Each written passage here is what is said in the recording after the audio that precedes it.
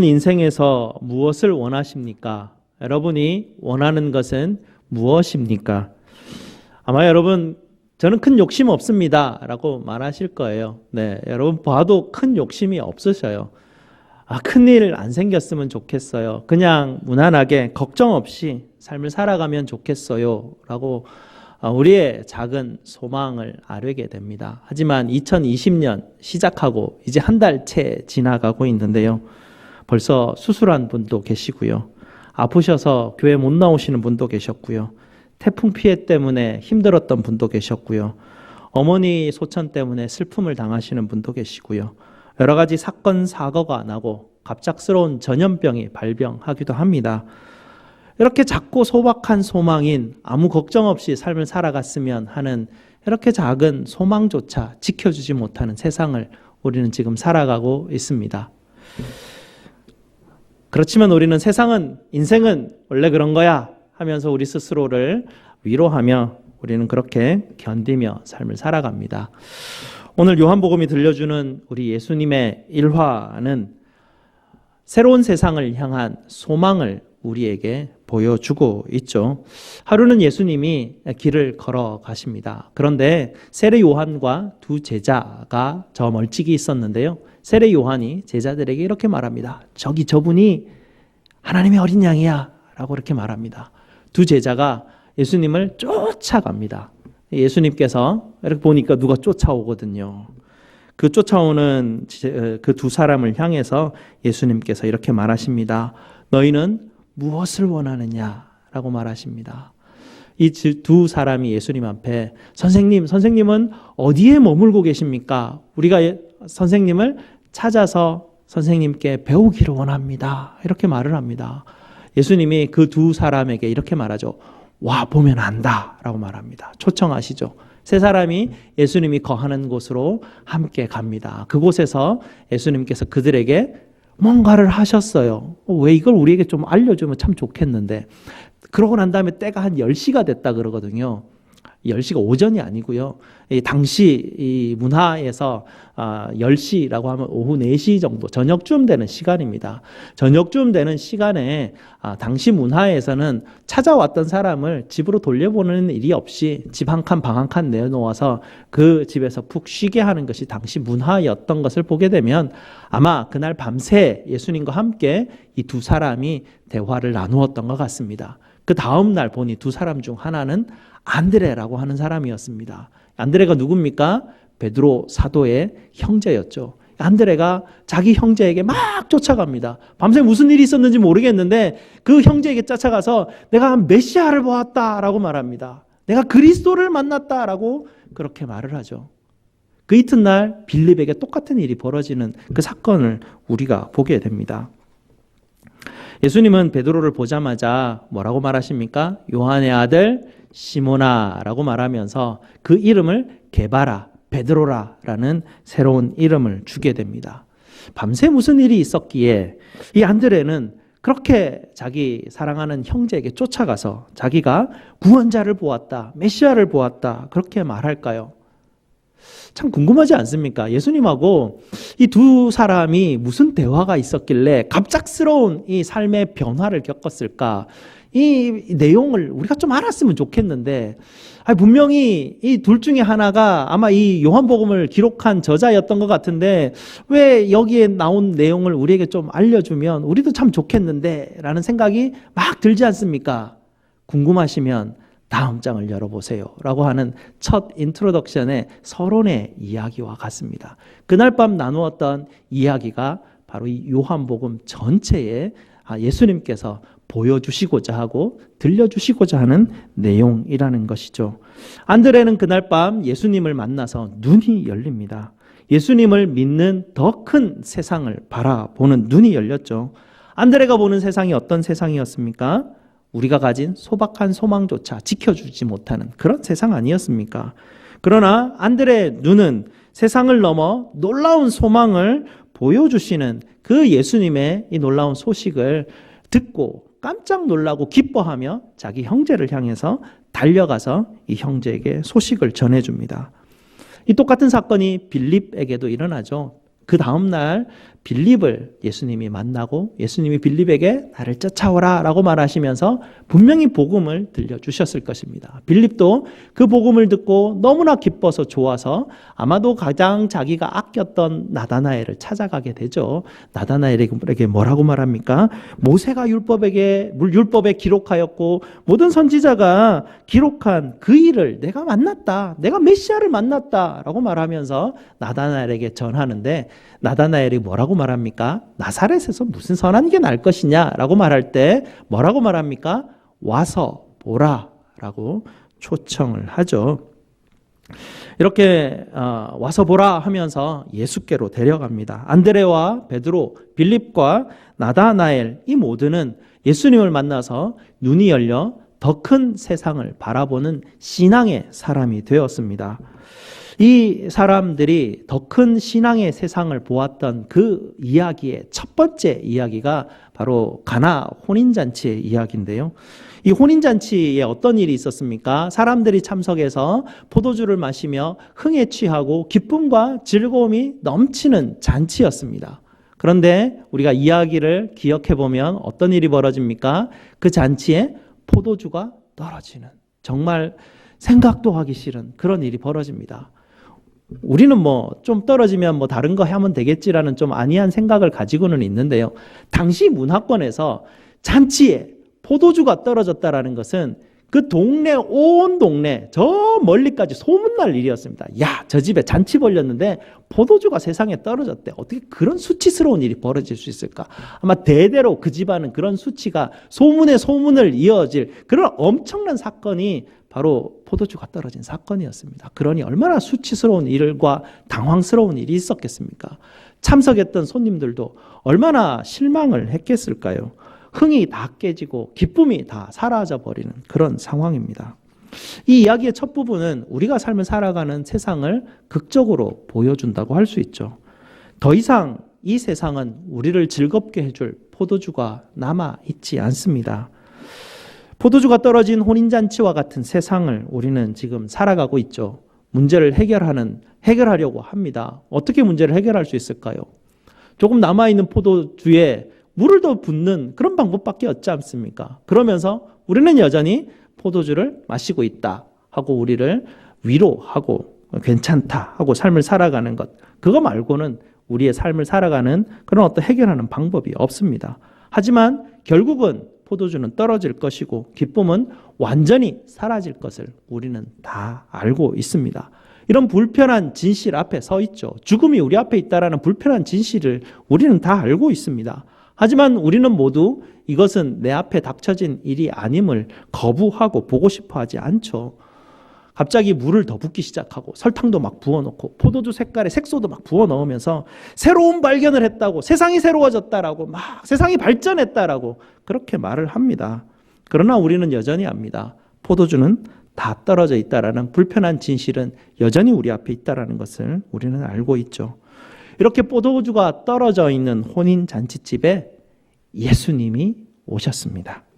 기쁨이 사라져버린 이 잔치집에 예수님이 오셔서 정말 생각지도 않았던 기쁨을 회복시켜 주십니다. 새 포도주를 맛본 손님들이 깜짝 놀랍니다. 예수님을 만난 사람들은 다 깜짝 놀랍니다. 그 이전에 맛보지 못했던 고급 포도주를 맛보았고 기쁨이 다 사라질 것만 같은 이곳에 새로운 기쁨이 샘솟아 올라왔기 때문에 깜짝 놀라게 되죠. 가짜 포도주를, 희석된 포도주, 개발된, 발전된 세상에서 만들어진 포도주를 마시는 우리에게는 기쁠 이유가 있어서 우리는 기뻐하는 그런 세상을 우리는 살아가게 됩니다. 뭔가 계획했던 것이 잘 되었거나 생각하지 안 됐던 일이 그런 어떤 풀리게 되거나 또 선물을 받거나 행운이 따를 때 우리는 기쁨이라는 것을 잠시 누릴 수 있는 그런 세상을 지금 살아가고 있습니다. 하지만 신앙이라는 것은요, 이런 가짜 포도주를 인해서 잠시 기뻐하고 잠시 행복하는 것에 머물지 않습니다. 지금까지 맛보지 못했던 포도주를 우리에게 선물하는 것, 이것이 바로 신앙입니다. 내가 지금까지 살았던 이 세상 너머에 있는 더 큰 세상을 보게 해주는 것이 바로 신앙이기 때문에 그렇습니다. 참 포도주를 먹어본 사람은 기쁨의 이유가 있어서 기뻐하는 것이 아니고요. 내 안에서 기쁨이 어떻게 된다고요? 샘솟아오른다라고 표현을 합니다. 기뻐서 기쁜 게 아니라 그냥 기쁨의 샘이 내 안에서 솟아난다라는 표현을 하게 되는 것이죠. 이렇게 참 신앙은 점점 떨어져가는 포도주와 같은 이런 세상에서 벗어나서 포도주가 떨어지지 않는, 기쁨이 내 안에서 샘솟는, 계속해서 정말 신선하고 고급진 포도주가 부어지고 풍성한 그 잔치의 세상으로 신앙은 우리를 인도해 줍니다. 안드레와 베드로, 빌립과 나다나엘, 새로운 포도주를 공급하시는 예수님을 만나서 예수를 믿는 신앙을 가지게 되었습니다. 예수님이 구세주이시라, 예수님이 메시아이시라, 그리스도라라는 신앙을 이들은 갖게 되었고요. 예수님이 보여주시는 더 큰 세상을 바라보는 눈이 열리게 되었습니다. 그래서 이들은 너무 기쁘고 좋아서 반응이 뭡니까? 가장 사랑하는 사람, 가장 아끼는 사람에게 쫓아가서 내가 무엇을 만났는지 너도 같이 가자, 와서 보라 라고 그렇게 초대하고 초청하는 것이죠. 여기서 신앙인의 모습을 우리는 발견할 수 있습니다. 신앙은 무엇입니까? 신앙은 한 사람을 찾아가서 만나는 것임을 오늘 이야기는 우리에게 들려주고 있습니다. 와서 만나보면 눈이 열릴 것이다 라는 초청을 하는 것, 이것이 바로 신앙의 모습이라는 것이죠. 내가 서 있는 곳에서 저기 예수님 지나가네 하고 쳐다보는 게 신앙이 아니라는 것입니다. 내 삶이 조금 나아 보이게 만들어주는 액세서리가 신앙이 아니라는 것이죠. 신앙은 내가 조금 시간 내어가지고 여가 활동하는 그런 것도 아닙니다.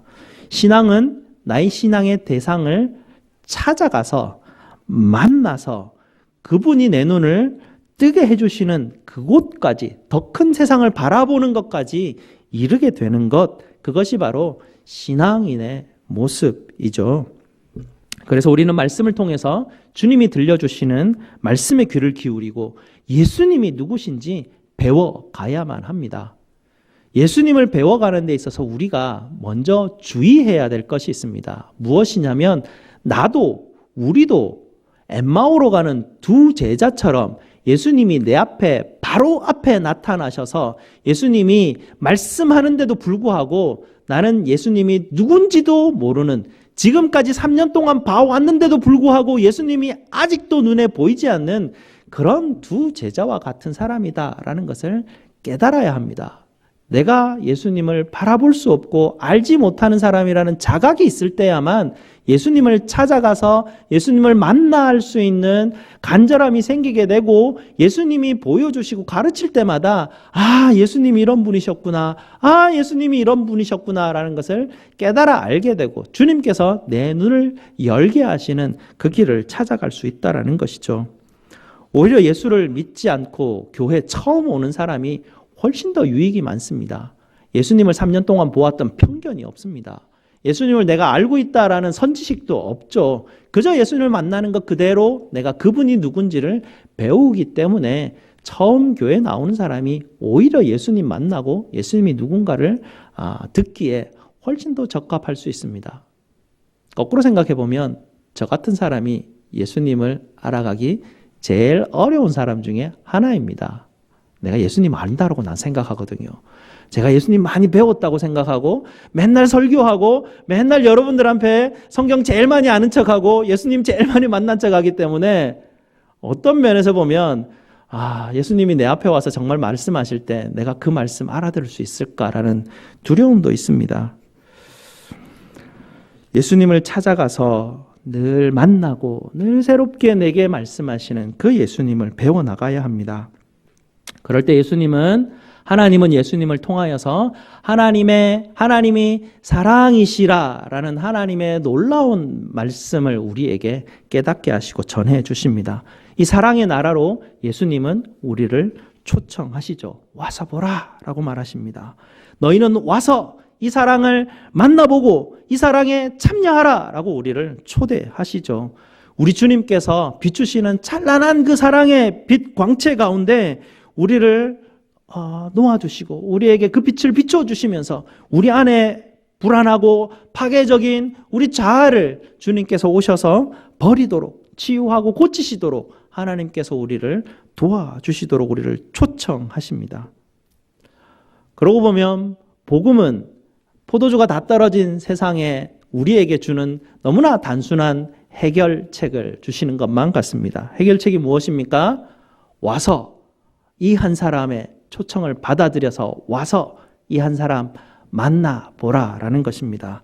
만물의 중심이신 그분 곁에 머물게 될 때 우리 안에 나를 사로잡고 있는 두려움들 그곳에서 벗어날 수 있게 된다라는 것을 주님께서 우리에게 말씀해 주십니다.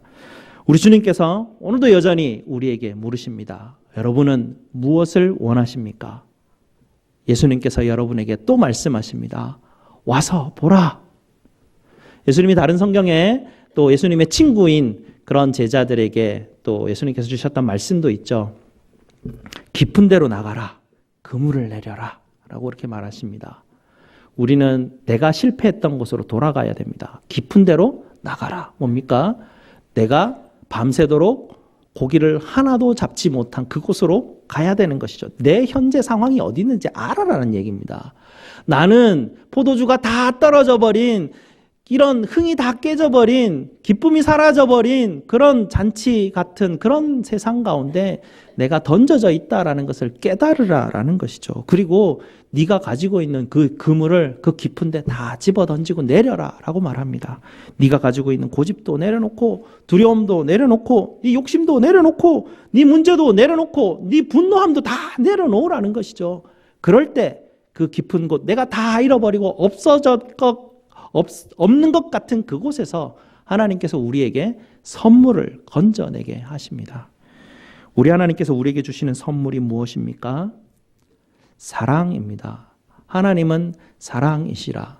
하나님께서 예수님을 통해서 우리에게 주시는 것은 사랑이죠. 성령 하나님을 통해서 우리에게 부어주시는 것입니다. 그것을 통해서 우리에게 기쁨이 샘솟아 오르는 것이죠. 우리 주님은 이 사랑을 통해서 화해와 용서의 선물을 주시고요. 풍요롭게 하는 친밀한 관계를 회복시키시는 그런 선물을 우리에게 주십니다. 예수님께 찾아가서 예수님을 만나면 예수님이 우리의 눈을 열어서 초대하실 때 우리가 그 큰 세상에서 처음 보고 깨닫는 사실이 하나 있습니다. 그것은 무엇입니까? 내가 사랑받는 사람이라는 것입니다. 이것이 완전히 새롭게 열려지는 내가 눈을 처음 떴을 때 예수님을 만나서 처음 눈을 떴을 때 나는 사랑받는 사람이구나 라는 것을 깨닫게 하신다라는 것이죠. 나는 신앙은 내가 하나님께 부름받은 자라는 것입니다. 사랑하는 하나님이 사랑하는 자로 나를 부르셔서 나를 특정한 증인으로 삼으셔서 임명된 그런 하나님의 귀한 사람이다라는 것을 깨닫게 하십니다. 이와 동시에 또 다른 깨달음이 있습니다. 나는 부르심을 받았음에도 불구하고 그 부름을 따르지 못하는 사람이구나. 임명받았음에도 불구하고 제대로 순종하지 못하는 사람이구나. 내가 책임지지 못하고 나는 여전히 실패 가운데 있는 그런 존재구나 라는 것을 내 눈이 열려서 그것을 동시에 깨닫게 합니다. 사랑받는 자인과 동시에 나는 실패자이다 라는 것을 알게 하죠. 그러나 이 두 가지의 동시에 일어나는 이 마음이 내가 여러 번 실수하고 실패를 반복할지라도 나는 무가치한 존재야, 나는 쓸모없는 존재야 라고 여기는 것이 아니라 여전히 그럼에도 불구하고 하나님이 나를 사랑하시고 하나님께서 나를 품으시는 그런 존재야 라는 것을 깨닫게 되는 것이죠. 이것을 깨달은 사람이 어떻게 반응하냐면 더 이상 다른 사람보다 나은 채 하지 않습니다. 다른 사람보다 더 연약한 사람이라고 약한 채 하지도 않죠. 그저 나는 한계를 가진 사람임을 그냥 용납합니다. 깨닫습니다. 동시에 주님의 도우심으로 연약함에도 불구하고 여전히 나는 성장하고 있다라는 것도 깨닫게 되죠. 성장하는 와중에도 여전히 또다시 반복해서 실패하고 실수하는 사람이라는 것을 인정하게 됩니다. 이렇게 신앙의 눈이 열리게 되면 우리는 어떤 흑백 논리로 굿 앤 배드로만 생각하는 게 아니라 그저 내 안에 하나님의 사랑하신 나는 하나님의 사랑을 받는 존재이지만 여전히 실패하지만 그래도 여전히 성장하는 과정 가운데 있고 그럼에도 불구하고 또 실패하지만 주님께서 나를 붙들고 계신 하나님이 나의 힘이시다라고 붙들고 계시는 그런 신앙 가운데 서 있다. 그러니까 더 다른 사람 보이기에 나은 척 하지도 않고 더 나는 이거밖에 안 되나 그렇게 얘기도 하지 않는다는 이야기죠. 이렇게 눈이 열리면 어떻게 됩니까? 여러분 옆에 사람에게 100점을 요구하지 마십시오. 여러분 C가 보통입니다. 점수에 있어서 노말이라는 것이에요. 70점이면 됐어요.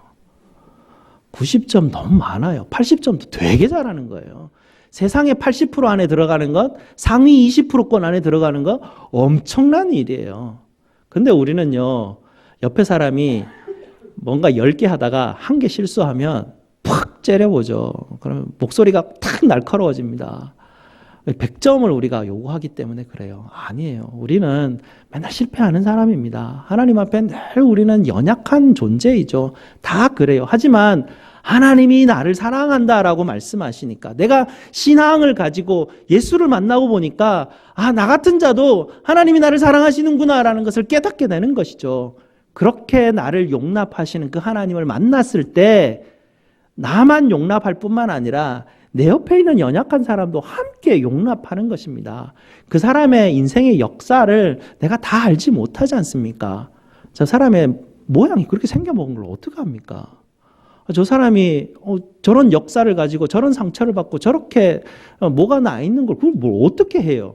거기에서 저만큼 하면 잘하는 거죠. 그렇게 견디고 있는 것만 해도 굉장한 거 아닙니까? 칭찬해주고 격려해주고 야, 나 같으면 너 같은 인생 가운데 난 여기에 이르지도 못하겠다라고 그렇게 말할 수밖에 없지 않습니까?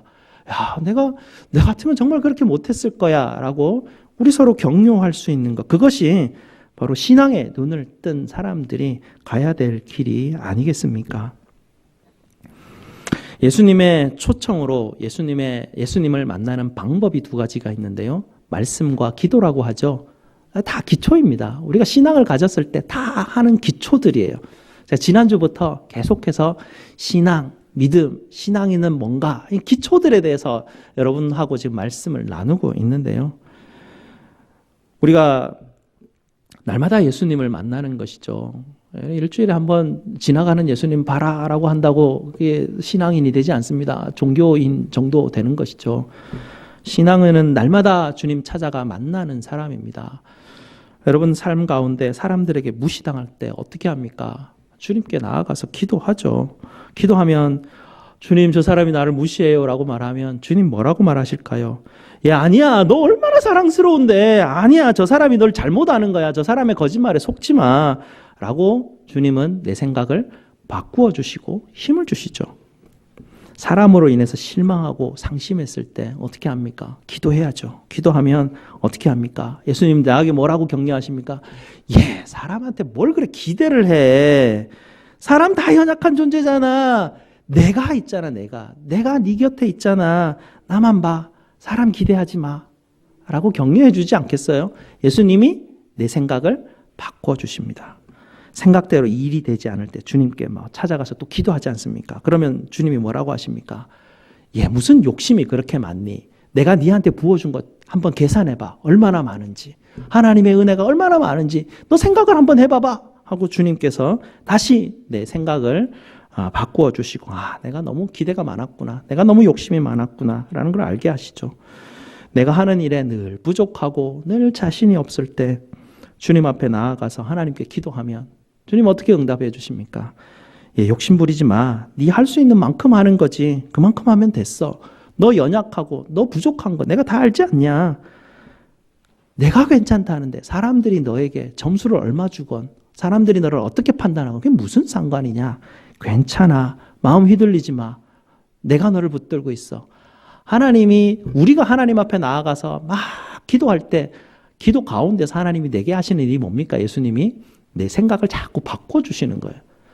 내가 갇혀있는 세상에서 기도함으로 예수님을 만나서 더 큰 세상으로 나아가면 내가 가지고 있는 세상의 자금을 하나님이 계속 보여주시고 깨닫게 하시고 여기 더 큰 세상이 있어 라고 내 생각을 바꾸어 주시는 것이죠. 예수님 만나서 신앙생활하는 사람은 항상 이런 기쁨을 누리게 되는 것입니다. 내게 기쁨이 자꾸 없어지고 자꾸 마음에 어려움이 있을 때마다 예수 만나러 가야 되죠. 예수 앞에 나가서 기도해야 되는 것입니다. 그때 하나님이 샘솟는 기쁨을 자꾸 회복시켜 주시는 것입니다. 이 땅에 있는 포도주 자꾸 쳐다보고 나아가면 거기 무슨 위로가 있습니까? 포도주 다 떨어져 있어서 물 부어서 희석돼서 맛도 하나도 없는데요.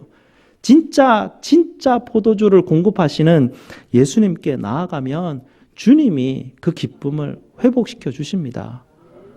막 감정이 막 욱 올라올 때 주님이 막 이렇게 주님 자꾸 만나는 사람은 예, 참어. 그러면 안 돼. 거기서 폭발하면 안 돼. 거기서 폭발하면 안 돼. 이렇게 주님이 탁 잡아주셔요. 딱 잡아주시면 한 시간만 지나면 오, 주님께서 잡아주셔서 감사합니다라고 말하죠. 내가 이거 폭발했으면 어쩔 뻔했을 거야. 큰일 날 거. 조금만 있으면 내가 알거든요. 근데 주님이 탁 잡아주시니까 아는 거죠. 예수님 만난 사람들은 예수님 때문에 삶을 살아가는 것입니다. 신앙을 가진 사람은 내 삶 한가운데 나는 예수 따라가는 사람이구나.